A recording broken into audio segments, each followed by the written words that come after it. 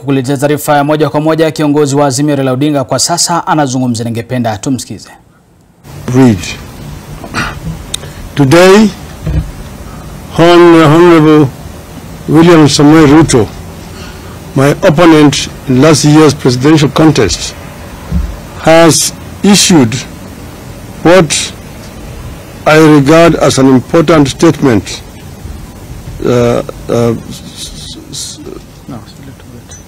Sorry. Down a bit, yeah. Yeah, it's okay. There you are. Yeah, go slowly.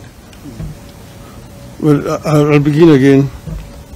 Today, Honorable William Samuel Ruto, who was my opponent in the last year's elections, has issued what I regard as an important statement since the election. We have. One second. I think somebody should be doing it. It's okay. Finish. Just keep it. We have met. No, very fast. Yes. We have met and listened to a diverse group of Kenyans, including religious leaders from all faiths, about the crisis facing our country today. They have implored us to give dialogue, especially during these holy periods of Easter and Ramadan. It is in this context that we make this counter offer to Hon. Ruto's call for dialogue. Mr. Ruto has asked me and Azimio to enter into a constitutional, open-ended and binding dialogue with this government to find a resolution to the issues that we in Azimio have raised about the last year's election and the key governance and the cost of living issues facing our country. As Kenyans know, we disputed the 2022 election results declared by the then IBC chairman, Wafula Chebukati, and a minority of 2 commissioners against the express decision of a majority of 4 commissioners to reject those results. To our consternation, the Supreme Court unfortunately agreed with the IBC. We refuse to accept the ruling of the Supreme Court as biased and lacking in proper jurisprudence. Since then, we have widely consulted with the people of Kenya throughout the width and breadth of this great country, of this great country of ours. We have held rallies and more recently demonstrations in Nairobi and elsewhere. We believe that the people of this country understand the danger we face as a country. In our view, elections are sacred because they must represent the true voice of the people. We have raised the key issues that we face as a country, including the electoral justice, the cost of living, the legitimacy of the IBC, the opening of the server for a forensic audit, the savage attacks on media and innocent civilians by the police, and the viability of our democracy, including buying off of members of parliament. We have said that members of parliament, once elected in political parties, must carry that mandate for the rest of the life of that parliament. I believe that Kenya is today facing its worst crisis in decades, out of which we could recover or go the way of other failed states. As leaders, it is our responsibility in Azimio,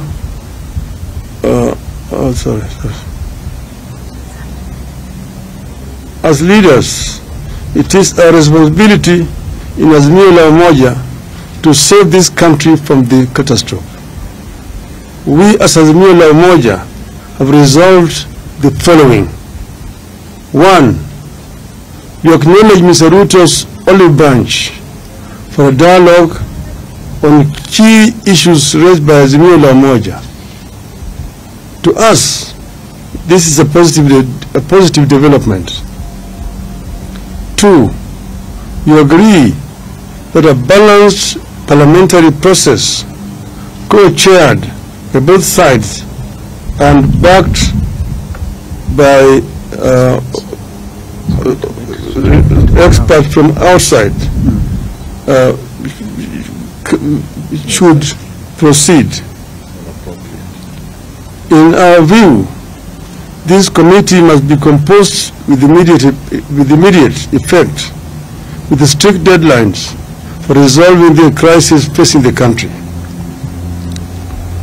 4. In accepting the call for the dialogue, we ask that all arrests and prosecutions related to our demonstrations be stopped with immediate effect. In view of the foregoing, we stand down our demonstrations for Monday, that is tomorrow, April 3rd, 2023.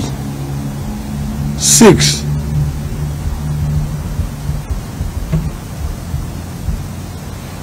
But in doing so, we want to emphasize that the right to assemble, to demonstrate, petition, and speak are ironclad as provided for in our Constitution.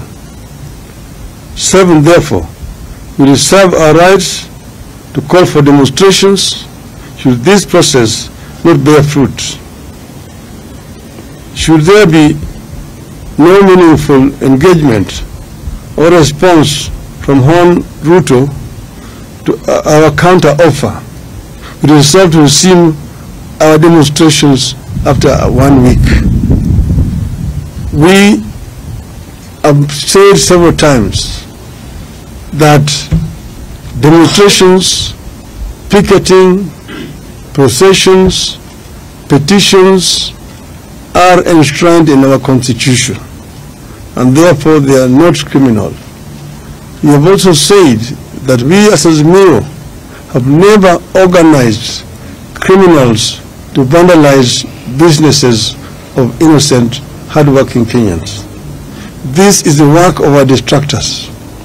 Our distractors have all the times tried to show these demonstrations as being violent and aimed at destroying businesses of other people.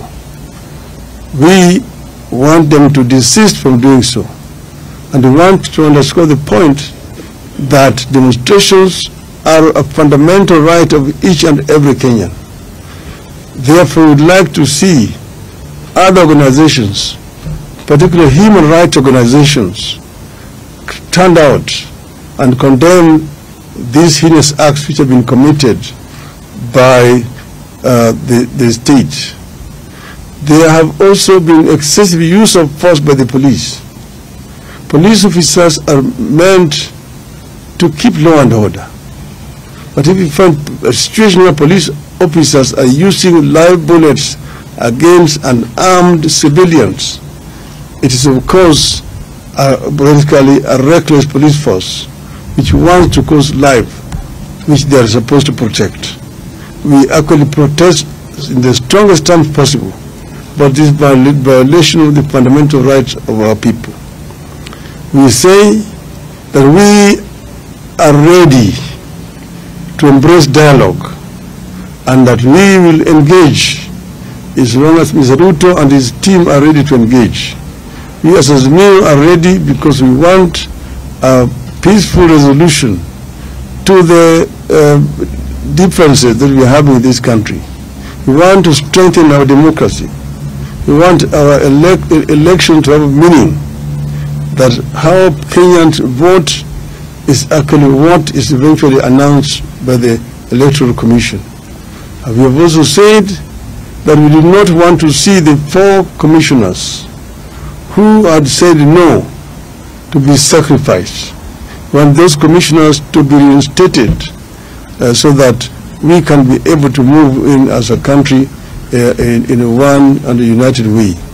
So we are ready as Azimio. I'm saying in conclusion, we are ready to engage. We will engage without any kind of coercion in whatever way. And this process could start as early as tomorrow. I thank you. Thank you. Thank you.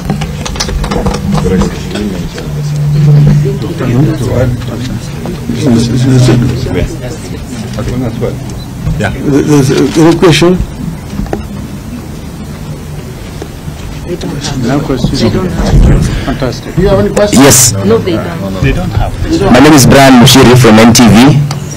What is your position on the cost of living? Because there are some who engaged in the weekly protest because of the high cost of living that the country is currently experiencing. That is contained in the statement. You have stated clearly as one of our irreducible minimum demands. And we are saying that when we engage in a bipartisan manner, we will raise this issue of the cost of living so that we can be able to alleviate the suffering of our people. You have said that at times like this, we should go back to subsidies which were being applied by the former regime so that the cost of living can come down to the majority of our people. So that is not compromisable. It is one of our irreducible minimums. Thank you. Good. Thank you. Well done.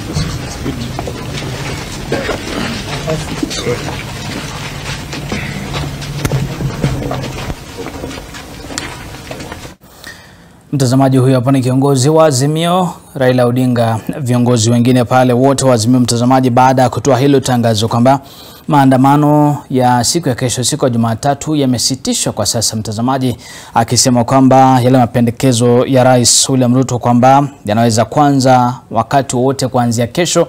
Wao kama Azimio wako tayari, na wamesema kwamba ile kamati ambayo bila shaka Rais William Ruto alipendekeza iundwe ili kuangazia masuala haya iundwe haraka iwezekanavyo, na kusema kwamba wana makataa ya wiki moja. Iwapo basi hili halitatekelezwa, watarudi tena kwa maandamano, mtazamaji. Vile vile Raila anataka kwamba wale wote ambao walikamatwa kutokana na haya maandamano ya wiki mbili ambazo zimepita, mtazamaji, na wanafaa kufikishwa mahakamani, hili lisitishwe ama lisimamishwe kwa sasa, kwamba wasipelekwe mahakamani.